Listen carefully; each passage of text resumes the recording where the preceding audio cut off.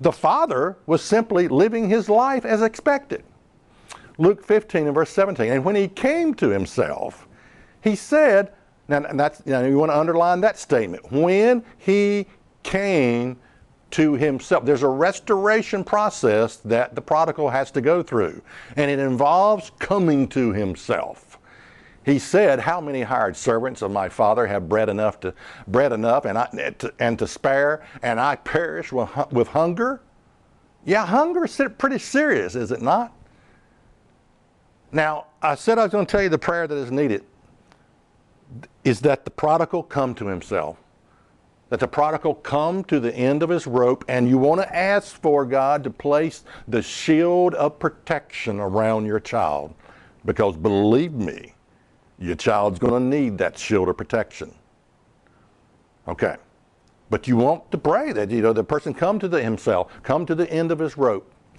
Luke 15 verse 18, I will arise and go to my father and will say to him, Father, I have sinned against heaven and before thee.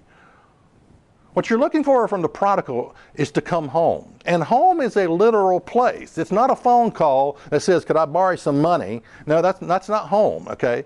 You're looking for the prodigal to come home in the spirit of repentance. Dad, Mom, I have been a fool. I am a fool. That's what you're looking for, okay? Then that's not easy to come to, all right? Now, if your prodigal is a manipulator, there may be a pretense of repentance. Oh, there may be tears. Oh, I'm so sorry. Oh, I just hate I did all that. Could you loan me $100? Oh, I'm so sorry. They're weeping and crying. Could you babysit for me? Okay. Luke 15 and verse 19. I am no more worthy to be called your son. Make me as one of your hired servants. Notice there is a recognition and an acknowledgement that I have hurt the ones that have brought me into this world. This man says, this son says, I'm not worthy to be called your son. That's a powerful statement there. That's true repentance. Make me as a hired servant. I'll do anything. Luke 15 verse 20, and he arose and came to his father, but when he was yet a great way off, his father saw him and had compassion and ran and fell on his neck and kissed him. Yes, there is reconciliation, there's forgiveness, but there must be real repentance. There has to be real repentance. Now, I want to touch on, before I close out, what if children are involved? What if the prodigal has a child?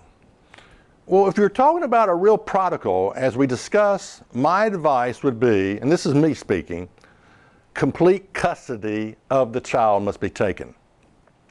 The child will be destroyed in the presence of a prodigal. The prodigal is not fit to be a parent.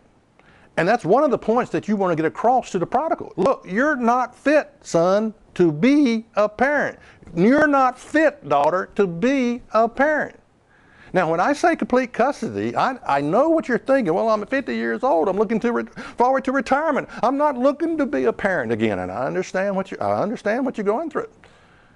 Now, again, when I say complete custody, the prodigal cannot see the child without supervision. It's too dangerous for the child. Okay, don't fall for any of this. Well, we just need to have a father and daddy time together.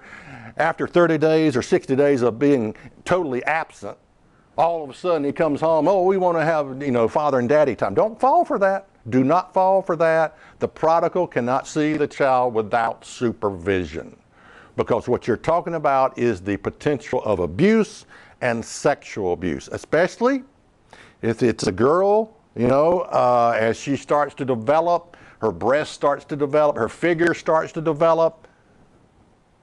You don't want to take a chance of this. Remember, the prodigal is unfit to be a parent. Check us out on the web at isthatreallyinthebible.com.